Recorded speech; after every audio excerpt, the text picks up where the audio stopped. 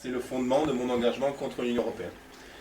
Mais le thème de l'immigration n'a jamais été, quoique je partage en fait un certain nombre de convictions liées à la difficulté que fera advenir l'accueil de trop de personnes, c'était pas mon prisme principal d'appréhension de ce que faisait l'Union européenne.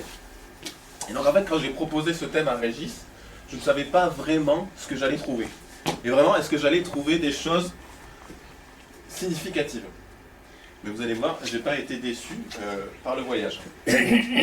Alors, dans cette conférence, vous allez voir, je ne m'appuie que sur des documents ou des déclarations officielles.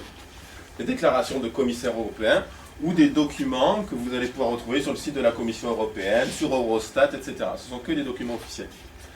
Hélas, plus rien n'est traduit. C'est-à-dire que tout est en anglais. Vous ne trouvez plus aujourd'hui un seul document sur ces sujets qui soit disponible sur le site des instances européennes et qui soit traduit en français. Donc vous allez avoir des captures d'écran, etc. Tout est en anglais. Voilà. J'ai traduit un certain nombre de propos, de déclarations, quand j'avais eu le temps, mais par contre quand ça a été des cartes avec des légendes, etc., ça n'est pas traduit. Donc je vous ferai la traduction en direct. Mais voilà, il faut savoir que en fait, ces données-là ne sont pas accessibles au grand public. Déjà, il faut savoir où les trouver dans les méandres entre Eurostat, etc., tous ces sites. Et après, c'est en américain, en anglais.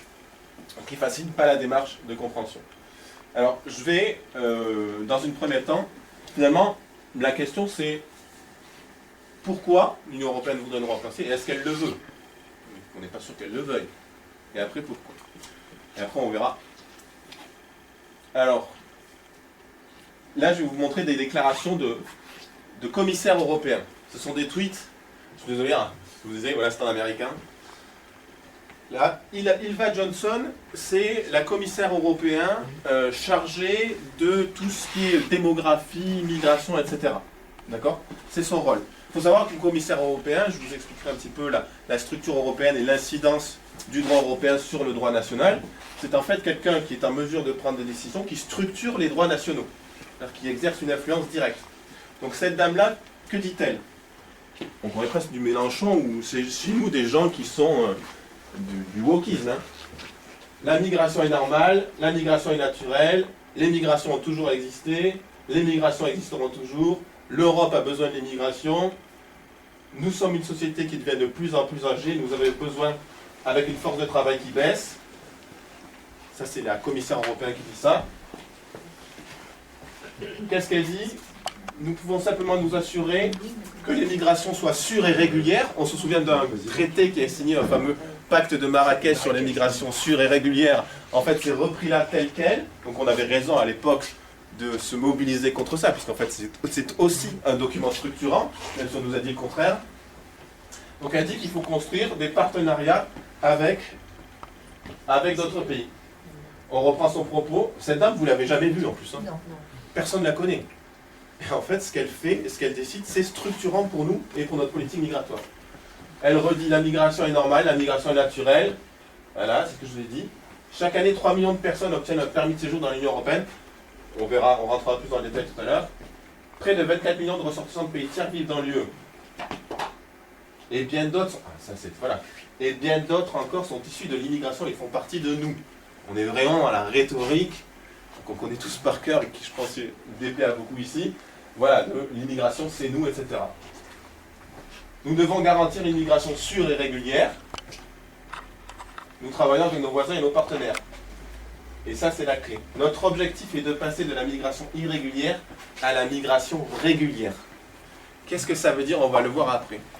Les instances européennes, elles communiquent sur l'objectif de faire disparaître l'immigration irrégulière. Mais l'idée derrière quoi? C'est pas de faire disparaître la migration. C'est de faire en sorte que toutes les migrations irrégulières deviennent quelque part régulières. Voilà, c'est ça la mécanique qui est à l'œuvre derrière. Et donc de mettre en place des outils légaux, organisationnels, etc. pour que tous les flux irréguliers deviennent du flux régulier. Et on va voir qu'il y a des commissaires européens qui le disent encore plus clairement. C'est ce qui est au cœur du pacte sur les migrations et les îles que nous avons présenté en 2020. La Commission européenne légifère, et on va le voir, pour en fait poser un cadre de plus en plus contraignant pour les États pour faire venir des gens. D'accord ? Et pour que les États aient de moins en moins de marge de manœuvre pour s'y opposer. Ici, c'est un Joseph Borrell, c'est une autre personne de la Commission européenne. C'est l'équivalent du ministre des Affaires étrangères de l'Union européenne, Joseph Borrell. C'est un Espagnol, vous ne le connaissez pas, personne ne le connaît. Si, quelqu'un, vous le connaissez ? Avec l'Ukraine. Ok, ouais, exact. Joseph Borrell, qu'est-ce qu'il dit ? Alors, vous n'avez pas la vidéo, mais l'hiver démographique de l'Europe est comblé par les apports du reste du monde. Et en fait, dans la vidéo, qu'est-ce qu'il dit ? Il dit la société européenne vieillit, c'est un fait, on ne peut pas le nier. Mais il dit on aurait pu faire le choix du Japon, c'est-à-dire une société qui vieillit mais qui conserve une forme d'homogénéité culturelle, mais ce n'est pas le choix qu'on a fait. Nous, on veut garder notre population active, on veut garder notre population, voire croître. Donc c'est assumé. C'est assumé, mais en fait, jamais personne n'a été consulté. Mais c'est assumé. Voilà. Le choix, il est là. Donc on ne veut pas être société vieillissante, on veut remplacer les gens qui le solde en fait naturel, qui est négatif, on veut qu'il soit remplacé par des gens venus de l'extérieur. Commissaire européen à la démographie, pareil, c'est une Croate, Dubravka Šuica. Commissaire européen à la démographie, vous ne l'avez jamais vu non plus. Commissaire européen à la démographie, elle a fait des projections sur la population européenne, etc. Alors en fait, ça, elle est questionnée par un député européen qui lui dit vous faites venir des gens, mais pourquoi vous n'essayez pas plutôt de favoriser la fécondité en Europe ? Alors, qu'est-ce qu'elle répond ? Pourquoi il faut venir des gens ? Il est indispensable de s'employer à résoudre les problèmes liés à la transition démographique, le vieillissement. Notamment la diminution de la population en âge de travailler. Afin de soutenir la croissance économique, il est nécessaire d'augmenter la population en âge de travailler. C'est ce qu'ils disent. C'est-à-dire que le pourquoi, c'est parce que la population active diminue. On veut maintenir la population active, donc on fait venir des gens. Le pourquoi, il est là. Et il est très simple. Et il est très explicite. Ce n'est jamais dit en France. Vous n'allez jamais avoir quiconque dans le spectre politique français qui vous dit on fait venir des gens pour ça. Jamais c'est dit. Elle continue. La main-d'œuvre intérieure de l'UE n'est et ne sera pas suffisante à elle seule pour répondre aux demandes actuelles et futures du marché du travail. L'admission des migrants combinée à une politique d'intégration active doit donc s'inscrire dans une politique d'intégration, doit donc s'inscrire dans le cadre d'une série de mesures plus larges visant à remédier à la fois à l'existence et aux causes profondes des pénuries de main-d'œuvre. Donc voilà, c'est toujours la même chose, mais on va faire venir des gens pour répondre aux besoins de l'économie. Et donc elle dit, pour ce qui est d'essayer peut-être de favoriser la fécondité des populations européennes existantes, elle dit ah ben non, ça, nous, l'Union européenne n'a pas mandat de le faire. Donc faire venir des gens de l'extérieur sans consulter jamais les populations, ça ils ont mandat de le faire, pas de problème. Par contre, essayer d'avoir des politiques natalistes, ça ils n'ont pas mandat de le faire. Par contre, ils ont mandat de le faire, promouvoir le transgenre, le machin, tout ça, ils ont mandat, on est d'accord. Ça dérange pas. Mais la fécondité, non, ils ont pas le droit, ils ont pas mandat. Lui, c'est vice-président de la Commission européenne. En fait, je n'ai pas tout mis, mais il y en a plein. Si vous cherchez, si vous cherchez, vous allez en trouver plein. Alors lui, pareil, on est dans le pathos total. Hein. L'immigration illégale a un impact positif. Ça ne fait pas de mal de le dire, on n'en sait rien. On sait plutôt le contraire d'ailleurs. Car elle donne aux migrants la possibilité d'améliorer leur vie. L'immigration légale est essentielle pour notre économie et joue un rôle important dans notre gestion des migrations.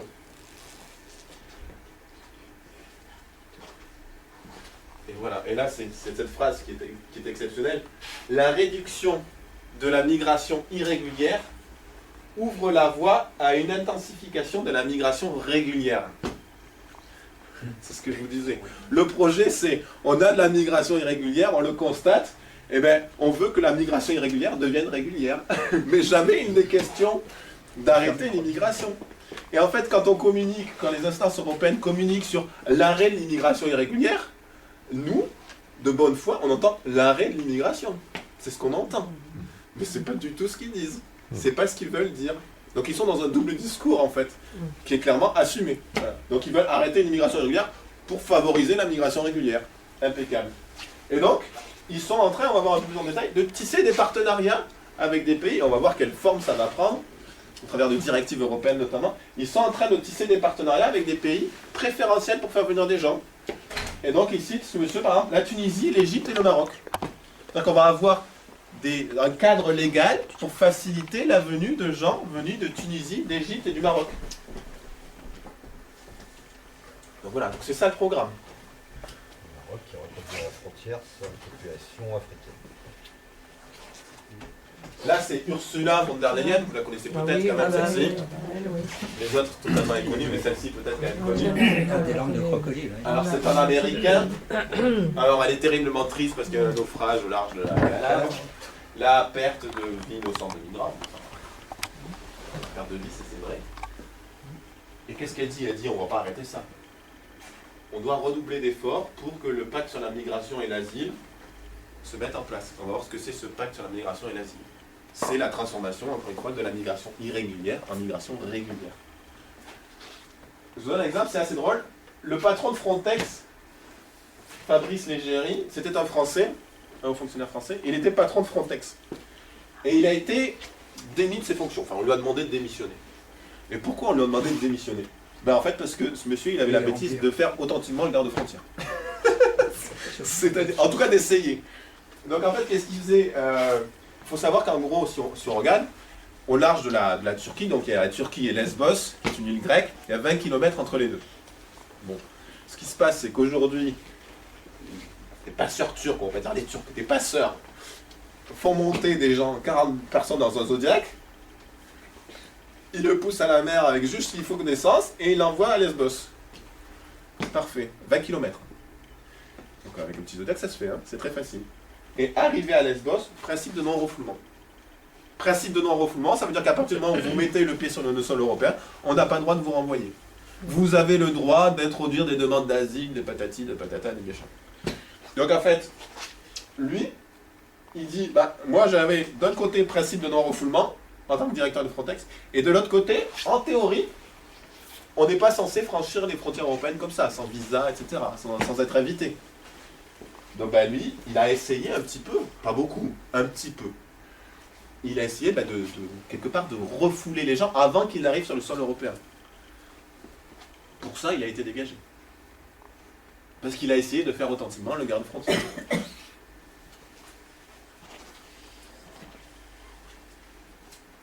Il l'a payé. Je ne sais pas si vous avez déjà vu ça. Tu ne l'as pas oublié, c'est bien. Je les connaissais. Ça c'est magnifique, ça c'est le Parlement européen, ça c'est signé de toutes les instances européennes. Hein. Hop là. Bon, je ne traduis pas. Hein. Sur l'intention est quand même claire. Hein. D'accord. Donc on voit bien qu'ils veulent faire venir des gens, qu'ils sont en train de s'organiser pour qu'on en fasse venir, et que bah, c'est très bien, hein, la beauté dans la diversité finalement. Ouais, c'est sûr que si on fait venir beaucoup d'Égyptiens, effectivement, les Françaises risquent de ressembler plus à l'image de gauche qu'à l'image de droite à l'avenir. Donc voilà, c'est peut-être l'avenir de la femme en France. Alors, pourquoi? On l'a vu, pourquoi? Pour des questions économiques. Il y a peut-être d'autres questions, on va dire, dans la gauche en général, l'idée du partage, machin, bidule, tout ça, de la misère du monde, etc. Peut-être tout ça à l'incidence, mais la raison économique est la plus souvent invoquée par les commissaires européens pour organiser cette immigration. Alors, ils le veulent, oui, c'est manifeste. Et pourquoi? Pour des raisons économiques. Alors, ça donne quoi en termes de résultats? Alors, il va y avoir pas mal d'Américains. Alors ça, c'est les ressortissants des pays tiers, hors Union Européenne, qui habitent dans l'Union Européenne. D'accord? Donc aujourd'hui, on considère qu'il y a 23 000 personnes étrangères extra-européennes, 23 millions de personnes extra-européennes qui ont des titres de séjour en gros et qui résident dans l'Union Européenne. D'accord? Mais il y a déjà 37,5 millions de personnes qui sont nées en dehors de l'Union Européenne et qui habitent l'Union Européenne. Ça fait à peu près 10% de la population de l'Union Européenne. Qui sont déjà des extra-européens. Okay. Parce qu'en fait, on va voir que c'est un processus qui avance. En fait, ce chiffre-là, il augmente d'année en année. D'accord. Donc on voit qu'en fait, ce qui est intéressant, c'est que il y a des pays où il y a une immigration qui est encore plus significative qu'en France. L'Espagne, une immigration beaucoup d'Amérique latine. L'Autriche, souvenez-vous de l'Autriche? Il y a des années, ils avaient élu Jörg Haider. Je ne sais pas si vous vous souvenez, certains d'entre vous. Extrême droite. Pourquoi il avait élu? Pour les problèmes d'immigration.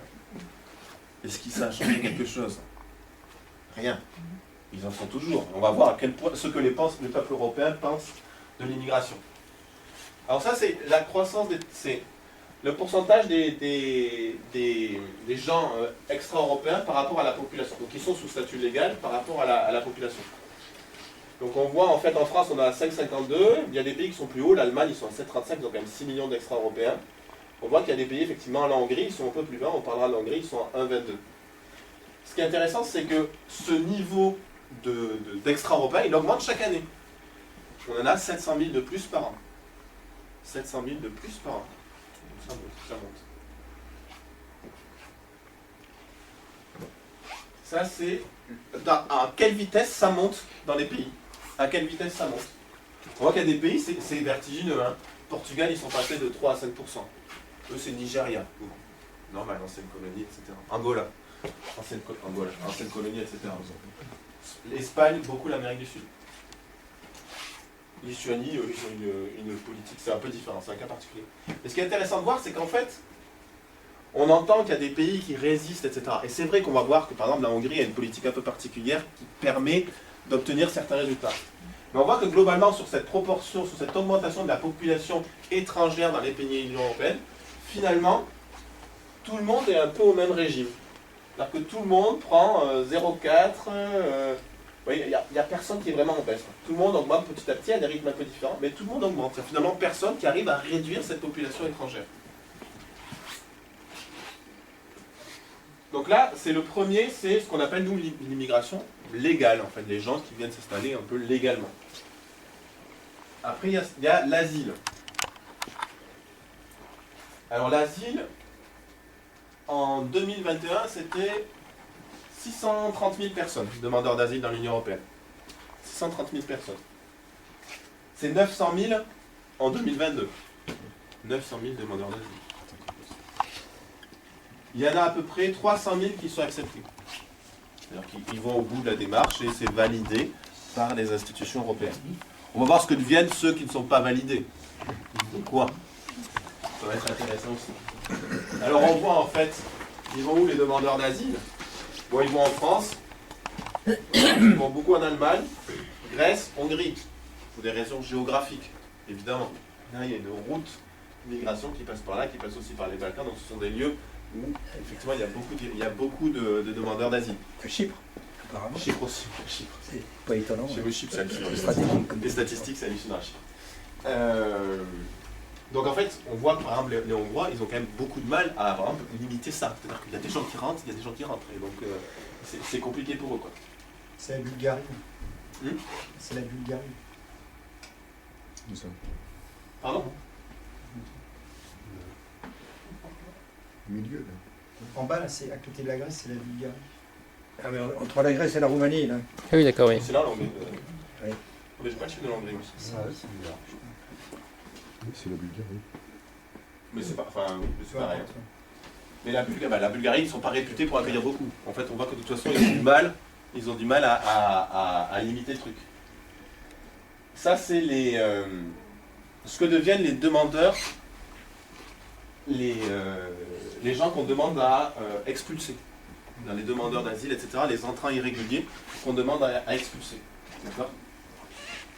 Donc on estime chaque année les personnes qu'on trouve illégalement sur le territoire européen. Donc on était ici à 575 000, on est aujourd'hui à 711 000. Ça fluctue un petit peu, en tout cas on voit que ça ne baisse pas. C'est les gens qu'on trouve illégalement sur le territoire européen. C'est sans doute plus, parce que c'est ce qu'on trouve. D'accord?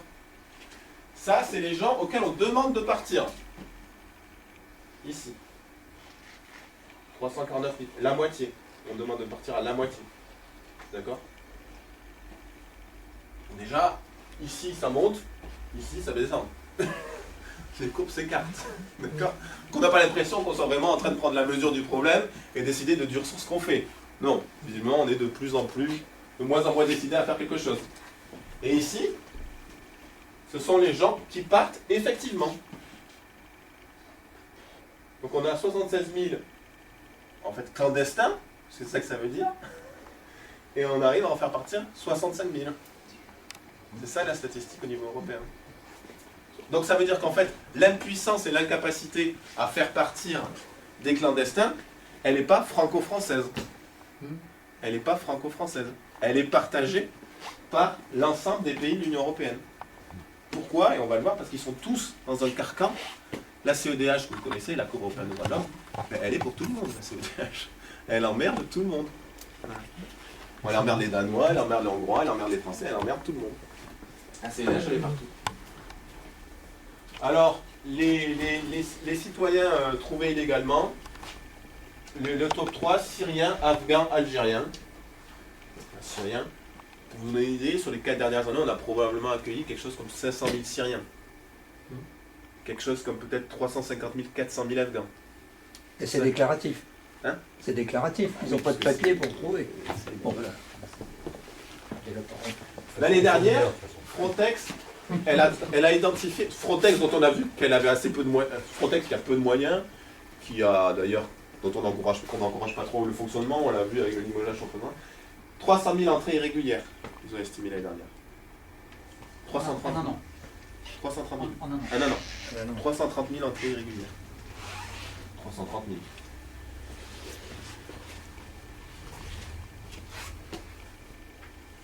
Et alors, il y a une mécanique que j'aimerais vous faire comprendre, c'est qu'en fait, on nous dit souvent, dans les médias, oui, mais le nombre de personnes étrangères en France ne grossit pas, ou est à peu près stable. Ben alors, nous, on n'a pas du tout cette perception-là. Je dis, ben non, c'est pas ce qu'on observe. Effectivement, quand vous allez dans une grande ville en France, c'est pas ce que vous observez, quoi. C'est évident. Et alors, oui, mais si, regardez les chiffres. Bon. En fait, c'est quoi la mécanique? C'est qu'on naturalise. Donc en fait, on fait rentrer des gens à une certaine hauteur et on en naturalise d'autres. Donc on vient soustraire en fait à la quantité initiale d'étrangers. On naturalise. Donc petit à petit, on fait entrer, on naturalise, on fait entrer, on naturalise, on fait entrer, on naturalise. C'est pour ça qu'on a vu qu'il y avait déjà quasiment 40 millions de personnes nées en dehors de l'Union européenne qui habitaient dans l'Union européenne. 23 ou 24 millions qui sont authentiquement encore étrangers. Et puis en fait 17 millions qui sont devenus de nationalité européenne. Donc qui ont été nationalisés. Naturalisés, pardon. Donc les pays qui naturalisent le plus, la France, l'Italie, c'est énorme. Ils naturalisent 120 000 personnes par an. C'est proprement hallucinant. Et d'ailleurs Mélanie n'obtient guère de résultats à ce sujet-là. Et on voit que tous les pays, la Pologne aussi naturalise. D'accord. Ça augmente. 570 000, 610 000, 636 000, 20 000 de plus par an dans toute l'Union européenne. Ça augmente. Tout augmente. Les entrées augmentent. Les demandes d'asile augmentent. Les naturalisations augmentent. Tout augmente. C'est l'inflation. C'est l'inflation. Alors, c'est un petit calcul personnel, mais bon. Encore une fois, c'est pas facile au niveau des stats et tout d'arriver à des choses définitives. Mais on peut dire immigration irrégulière, c'est ce qu'on a vu. Pas le stock, pas les gens qui sont déjà là, mais les gens qui rentrent. Les nouveaux. Immigration irrégulière, 330 000. On a vu Frontex. Au moins 330 000. Les demandes d'asile, dont on a vu qu'il n'y a personne qui repart, vous l'avez vu, 900 000 pour 2022. L'immigration légale, c'est les gens qu'on a vus dans la première carte, ceux qui s'installent durablement, 700 000. Les gens qui étaient dans l'immigration légale et qu'on naturalise, 636 000. Comme il m'en manque, parce qu'il y a des visas d'étudiants, machin, des trucs qui traînent, etc., on doit être pas loin de 3 millions de personnes par an sur l'Union européenne qui rentrent et qui ne sortent pas. 3 millions de personnes par an, c'est en 20 ans, c'est la France. Et c'est pour ça qu'en fait, on le voit, parce que c'est énorme. On le voit parce que c'est énorme. Et alors si vous faites vite fait, la France est 15% de la population européenne, alors évidemment nous on accueille plus que notre quote-part, hein. On est d'accord. Pourquoi? Parce qu'aussi les gens, ils ont plus envie d'aller en France qu'en Hongrie. Mais parce que c'est historique. Parce que la Hongrie, ça fait moins envie que la France. Et l'Italie, pardon, mais ça fait aussi plus envie que la Hongrie. Il y a aussi des trucs comme ça, une incidence. C'est très joli, là. Mais c'est sans doute très joli, mais voilà. Donc 15% de 3 millions, ça fait au moins 500 000. Au moins. C'est pour ça que ça se voit. Et que ça se voit de plus en plus. Et que maintenant... Encore ici, ça se voit pas énormément. Moi, j'ai habité à Paris jusqu'à l'âge de 54 ans. Moi, Je peux dire que j'ai habité à Paris il y a 10 ans. À Rennes. C'est Dans Corlay. les métropoles, c'est pas Corlay, vrai. ça Rennes, compte pas, c'est tu vois. bien. Sur les Calac, C'est pour ça. L'ODA, il faut ton passeport pour sortir. Hein. Mur de Bretagne. Les chiffres sont énormes. Alors, ouais. je vous l'ai pas dit, mais cette dame-là, j'ai oublié de vous dire, cette dame-là, alors, c'est une vidéo, et je n'ai pas refait le script, vous la trouvez dans une vidéo en train de dire que l'immigration, c'est bien, donc il faut faire venir des gens, etc. Mais qu'il faut aussi ne pas oublier d'installer ces gens-là dans les campagnes. Ça rejoint. Ben oui, c'est ça. Parce que les problèmes entre guillemets de démographie, en tout cas ceux que eux ils voient comme un problème, ils sont partout. Donc il n'y a pas de raison, il faut aussi aller remplacer les gens dans les campagnes. C'est parfaitement logique.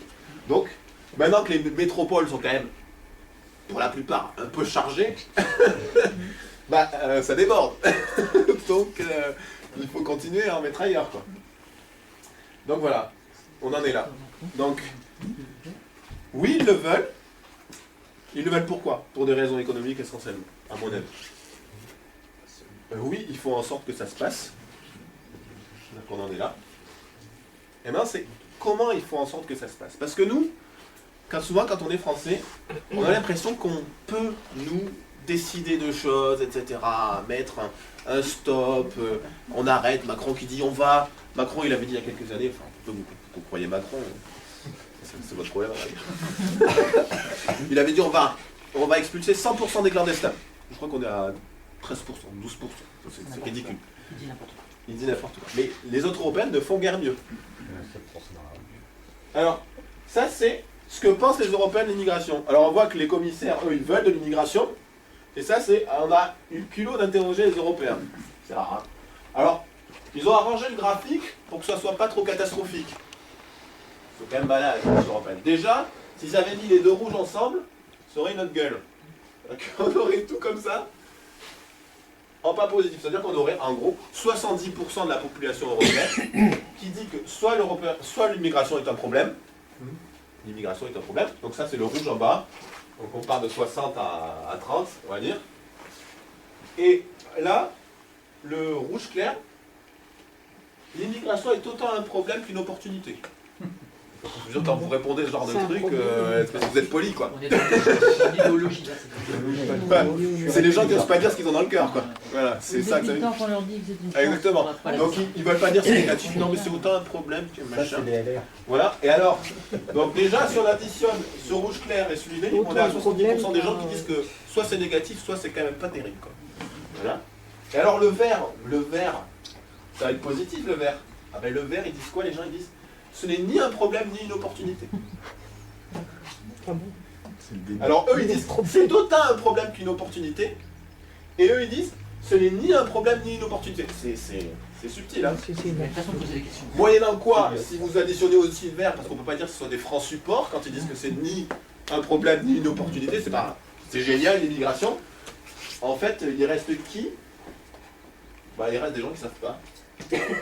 Donc non. Donc en fait, il y a quoi? Il y a probablement plus de 80% de la population européenne qui fondamentalement est hostile à ce qui est en train de se passer et ce qu'ils perçoivent. Mais ils sont hostiles. Mais ça avance quand même. Ça avance quand même.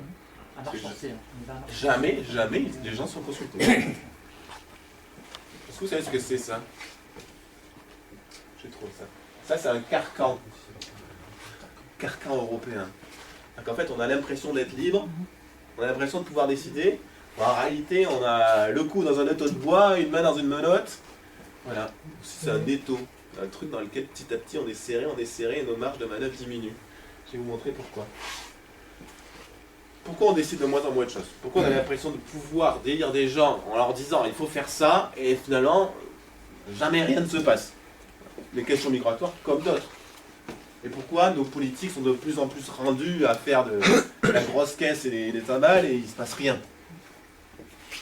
Ça, c'est ma création. Hein. L'autonomie de l'État dans le processus législatif européen. Un État souverain, globalement, bien sûr qu'il y a des choses autour qui le conditionnent, il ne fait pas ce qu'il veut. Mais enfin, globalement, sur ces aspects législatifs, il est à peu près libre de faire ce qu'il entend. Donc il est à peu près 100% libre. Après aussi, il y a le traité européen. Le traité européen, qu'est-ce qu'il dit? Ben, il dit, ben, ça et ça, c'est pour moi. Ok. Ben, déjà, j'en fais un bout. Il y a des choses sur lesquelles c'est pas moi qui décide. Après, l'Union européenne, qu'est-ce qu'elle fait? Elle fait des directives. Donc elle prend le traité, elle dit, ben ça j'ai le droit d'en parler, ben tiens, j'en parle. Hop, je rabote un peu plus. Je rabote un peu plus la liberté de l'État. Et après, qu'est-ce qui se passe? Ben, il y a la jurisprudence européenne, la CEDH, la Cour européenne de... Non, pardon. La Cour européenne des droits de l'homme. Non, c'est pas celle-là. La Cour de justice de l'Union européenne. La Cour de justice de l'Union européenne. Qui, elle, lit la directive, lit les traités, et dit, ah ben non, moi j'en enlève encore un petit bout. Parce qu'à la lecture du traité, à la lecture de la directive, ça, vous n'avez pas le droit de le faire. Moyennant quoi, la marge de manœuvre des États se réduit comme peau de chagrin. Et c'est un processus qui avance. Est-ce que vous allez dire? Parce que les traités sont très larges. Ils sont très larges. Ils ont donné à l'Union européenne beaucoup de pouvoirs potentiels. Et ces pouvoirs potentiels, elle les exprime petit à petit. C'est-à-dire qu'au début, mais ils ne s'occupaient pas trop d'immigration, c'est vrai. Mais maintenant, ils se sont déjà occupés de beaucoup de sujets et ils commencent à s'occuper d'immigration. Et ils vont s'en occuper de plus en plus. D'accord? Et c'est ce qu'on va voir. C'est un peu touffu, mais c'est important. Et moi, je pense que tous les Français devraient comprendre ça. Dans les traités, il y a un truc fondamental. Ça, c'est le TFUE. Le traité de fonctionnement de l'Union européenne. Le TFUE, dans le TFUE, il y a un truc qui s'appelle les compétences des États et les compétences de l'Union européenne. Il y a 3 types de compétences. Les compétences exclusives de l'Union européenne. Là, c'est l'Union européenne qui gère, les États n'ont rien à dire. C'est ça que ça veut dire. L'Union européenne gère, je ne vais pas vous montrer le processus institutionnel européen, mais l'Union européenne gère, en gros, c'est les commissaires européens. Parce qu'en fait, la mécanique institutionnelle européenne, le Parlement, il est bidon. Les gens qui détiennent le vrai pouvoir, ce sont les commissaires européens, que vous ne connaissez pas. Là, moi non plus, hein. Je ne connais pas. J'en connais certains, mais quand je cherche. Donc là où on n'a rien à dire, la concurrence, la politique monétaire, bon. La concurrence, bon. La politique commune de la pêche, la politique commerciale. Bon, ça, la concurrence, la politique commerciale, c'est les traités de libre-échange, etc. On n'a rien à dire. C'est ça que ça veut dire. On n'a rien à dire. C'est pour ça que quand on fait des traités, TAFTA, etc., les Français peuvent s'énerver. Ça passe. Tout est fait pour soustraire leur souveraineté au peuple. Ah oui, c'est le but. Hein. Tout à fait. Compétences partagées. Et ça, c'est drôle. Ça, c'était vraiment le ver dans le fruit, c'est l'intelligence des gens qui font la construction européenne. La compétence partagée, c'est quoi? C'est de dire, bah, au moment où on signe le traité, nous, l'Union européenne, on s'en occupe pas. Donc on ne s'occupait pas de politique sociale, on ne s'occupait pas de cohésion économique. Voilà, on ne s'en occupait pas beaucoup, en tout cas. Le transport, les réseaux, l'énergie, intéressant. La santé, l'humanité, on s'en occupait pas beaucoup. Mais on dit, mais si un jour on veut s'en occuper, on a le droit. C'est ça qu'on dit, compétence partagée. Et qu'à partir du moment où on s'en occupe, l'État ne peut pas produire du droit qui s'oppose à ce que nous on a décidé. C'est ça qu'ils disent. Donc l'agriculture, la pêche, on n'est pas surpris. L'environnement, la protection consommateur, les réseaux transeuropéens, l'énergie. L'énergie, tout ce qu'ils font là autour d'EDF, pour détruire EDF. Parce qu'en fait, pourquoi ça marchait? Parce que jusqu'à présent, ils ne s'en occupaient pas. Ou pas plus que ça. Et ils ont décidé de s'en occuper. Pourquoi? Ils s'en occupent bien. Ils s'en occupent bien. Et ils vont de plus en plus s'en occuper. Là, l'espace de liberté, de sécurité et de justice. Ça, c'est le vocable pour parler de l'immigration et de la circulation des personnes dans l'Union européenne. Les commissaires qu'on a vus et leurs déclarations, ils parlent de ça, de l'espace de liberté, de sécurité et de justice. L'espace de liberté. Ça veut dire qu'en fait, l'espace de liberté, c'est-à-dire les gens qui rentrent, les gens qui circulent dans l'Union européenne, c'est compétences partagées. Compétences non partagées. Quand je la prends, elle est qu'à moi. D'accord? Donc maintenant, c'est à eux, et ils vont légiférer. Et de plus en plus, c'est ce qu'on va voir. Compétences d'appui, voilà, c'est ce qui reste authentiquement aux États. C'est ce qui reste authentiquement aux États. Il reste l'industrie. Enfin, il reste l'industrie sans la concurrence, sans la politique monétaire, sans les accords commerciaux. C'est pas trop ce qu'on fait avec l'industrie. La culture. Bon, enfin, on fait quand même la promotion du hijab. Enfin, c'est pas ce qu'ils entendent par la culture, mais le tourisme, l'éducation, la formation professionnelle, la jeunesse, le sport, la protection civile, la coopération administrative, la protection et l'amélioration de l'histoire humaine. Je ne savais plus quoi dire, en fait, il fallait bien montrer qu'on laissait quelques petites miettes aux États, mais en fait, il n'y a rien. Hein. C'est-à-dire que ça, c'est ce qui restera aux États une fois que l'Union européenne aura tout bouffé, quoi. Hein. Donc rien, hein. C'est-à-dire que Macron, il ne sert à rien, c'est comme le maire de la mairie, c'est comme le maire de la commune. Hein. C'est ça, hein. C'est ça son rôle, c'est le maire de la commune. Alors voilà, l'Union constitue, ça c'est l'article du traité. L'Union constitue un espace de liberté, de sécurité et de justice dans le respect des droits fondamentaux et des différents systèmes et traditions juridiques des États membres. Traditions juridiques des États membres, ils sont en train de bien le pétiner. Le respect des droits fondamentaux. C'est important ça. Qu'est-ce que c'est les droits fondamentaux? Le droit fondamental des gens, le non-refoulement. C'est le droit fondamental des gens, le non-refoulement. C'est dedans.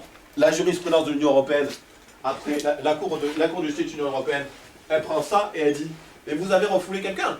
Vous n'avez pas respecté les droits fondamentaux. Vous n'avez pas le droit. C'est comme ça que ça marche l'Union européenne. C'est un mécanisme légal et jurisprudentiel.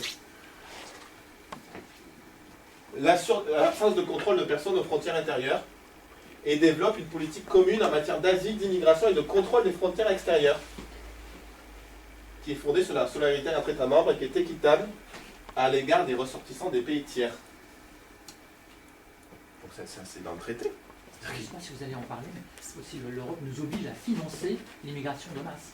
Ah oui, mais on va voir. Je ne veux pas forcément en parler, mais en fait, on pourrait parler pendant des heures. Mais ça, c'est écrit dans le traité, que c'est l'Union européenne qui va faire ça.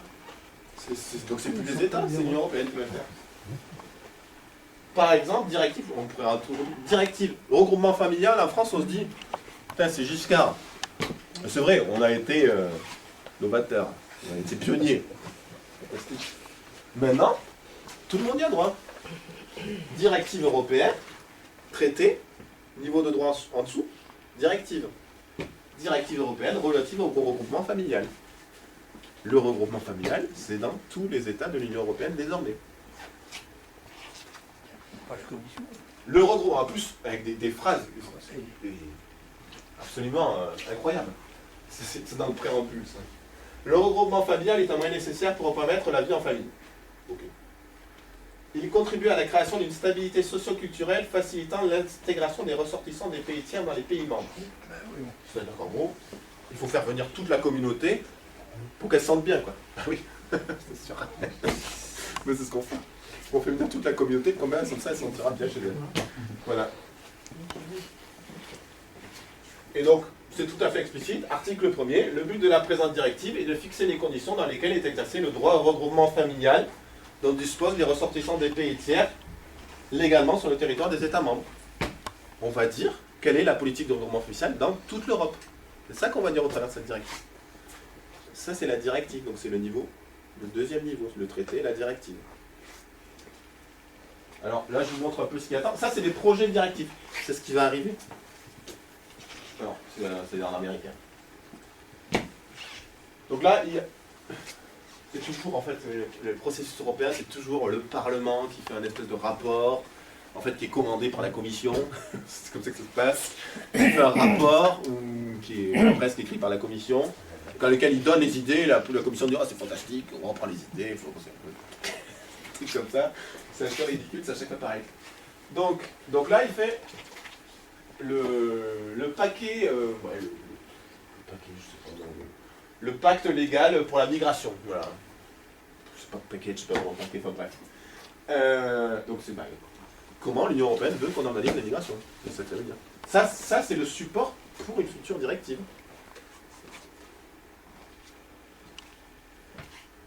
Donc ça veut dire, ils disent quoi? Ça c'est les recommandations qu'ils font à la Commission. Ils disent... Hein? Je regarde le 7, là, il joue hors jeu, là, Social Protection. Pourquoi ils jouent hors jeu? Puisque c'est dans les compétences exclusives des États. Oui, mais ils s'en foutent. Ouais, ça bien. Mais parce que c'est du droit, donc tu vas avoir un juge qui va, il va te dire qu'en fait tu peux. Donc limiter le temps pour obtenir un permis de travail et réduire les exigences que les États peuvent avoir à fournir, que les États peuvent demander. Pour avoir un permis de travail, je sais pas, ils pourraient avoir l'idée de demander que vous parliez le français, machin. Non, on va essayer de l'enlever, on va le réduire, d'accord, pour que ce soit de plus en plus facile. faire en sorte que les étrangers, finalement, aient le même accès à tout ce qui est protection sociale et assistance sociale que les nationaux. C'est ça qui est dit. Donc ça, c'est ce qui va arriver. Faciliter la réunion, enfin, faciliter le regroupement familial, en gros. Faciliter le regroupement familial. C'est dans le projet directif. Et puis alors ça, c'est un peu petit, je pensais pas que ça serait. Ça c'est exceptionnel, c'est dans le. Ça va arriver, ça va arriver, c'est sûr. Ce qu'ils appellent le réservoir européen de talent. C'est super beau. Et ça donne un... En fait, qu'est-ce que c'est le réservoir européen de talent? Vous voyez pas le contexte.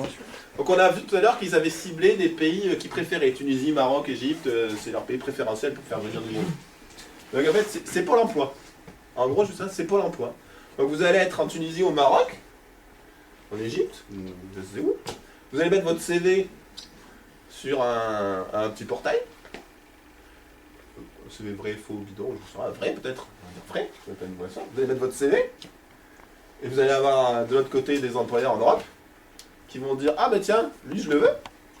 Et hop, il aura un parcours tout balisé. Hop là, il prendra l'avion et il atterrira où il veut, hop, et il ira travailler. Donc ça c'est le projet prochain, c'est pour l'emploi, mais worldwide quoi.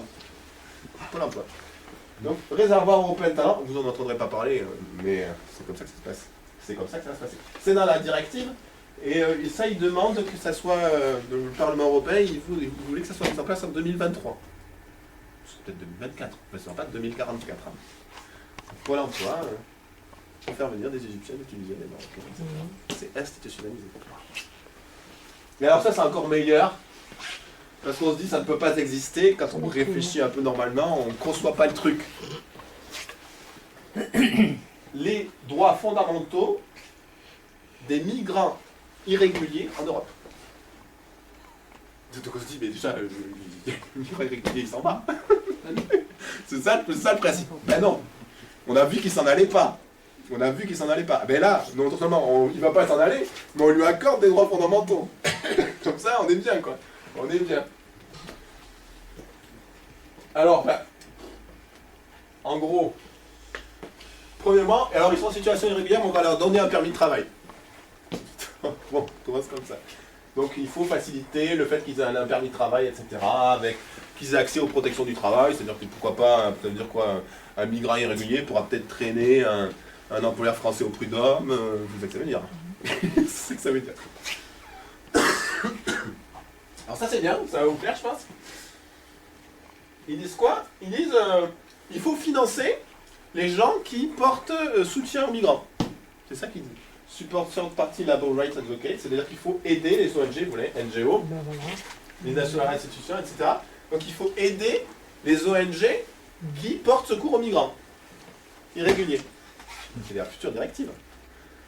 Les ONG qui ont été créées par Georges Soros. Par exemple. J'en parle pas de Georges Soros, mais on le sait.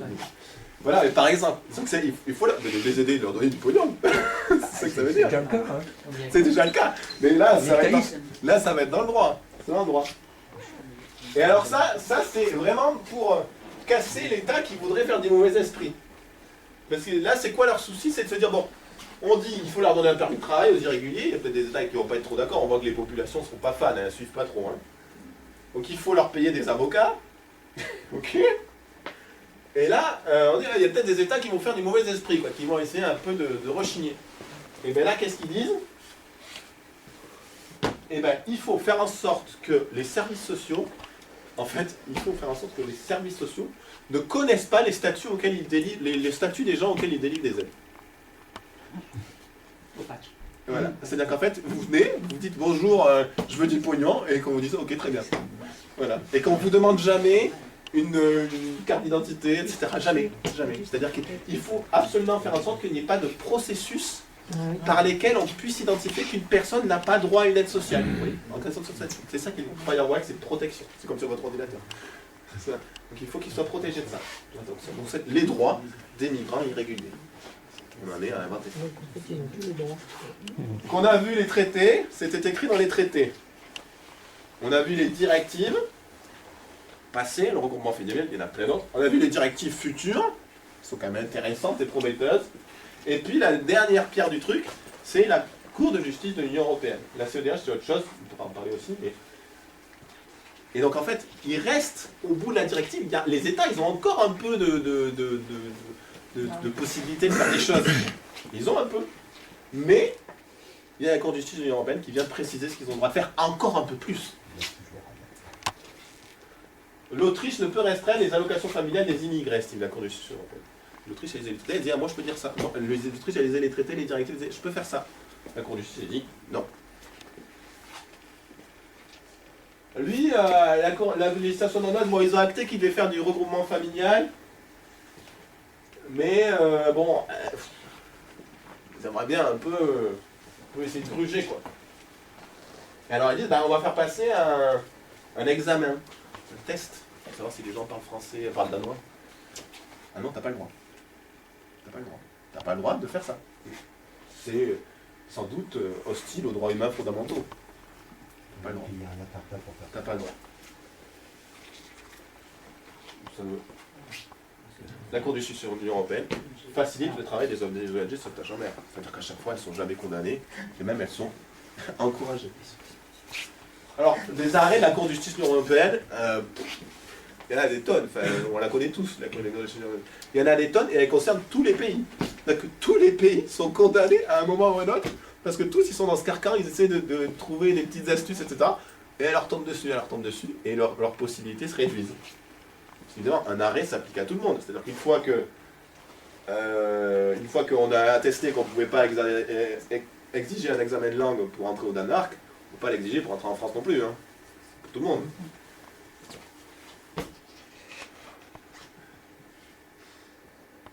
Alors, ben, une fois qu'on a dit tout ça, alors, j'ai fini après.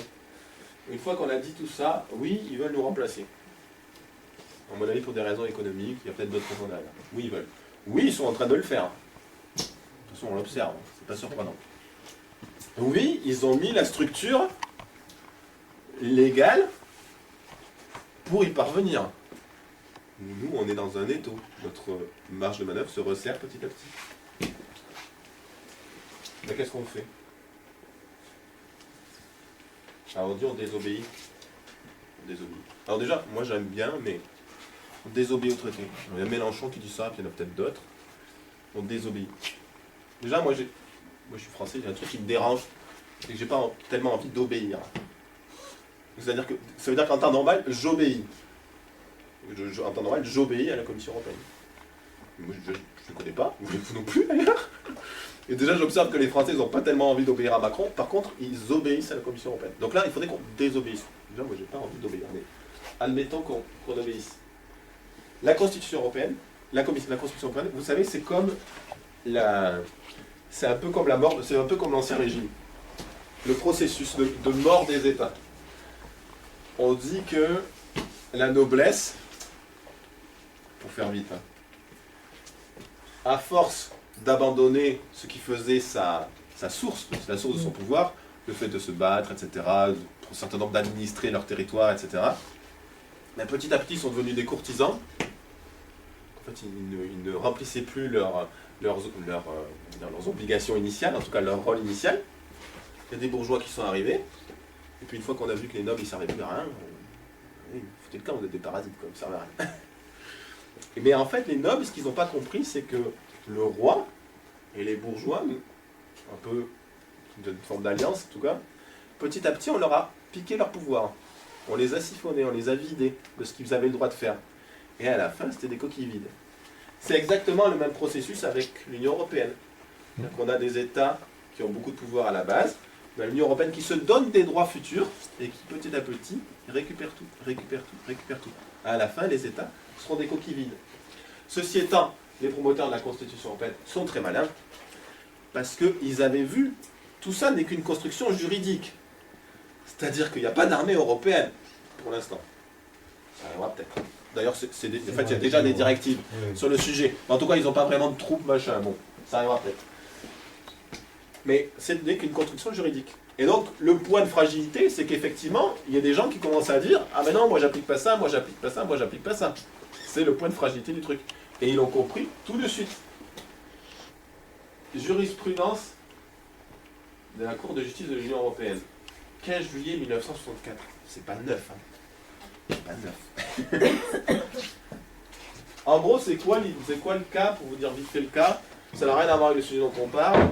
C'est une histoire d'action. En fait, l'Italie veut racheter une société en fait en payant pas le juste prix des actions aux particuliers. Une histoire comme ça.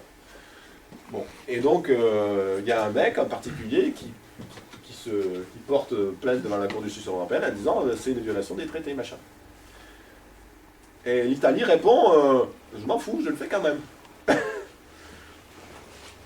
Et en fait, qu'est-ce qu'elle dit? Elle va pas le faire. Parce que qu'est-ce qu'elle dit? Je vais pas vous le lire, mais. Bon, allez. Si, je vais vous le lire. Alors, elle dit quoi? À la différence des traités internationaux ordinaires, le traité de la Communauté économique européenne, on n'en est que là, hein, a institué un ordre juridique propre intégré au système juridique des États membres lors de l'entrée en vigueur du traité et qui s'impose à leur juridiction. Premier point, le droit européen est supérieur au droit national, qui s'impose à leur juridiction, qui s'impose, qui est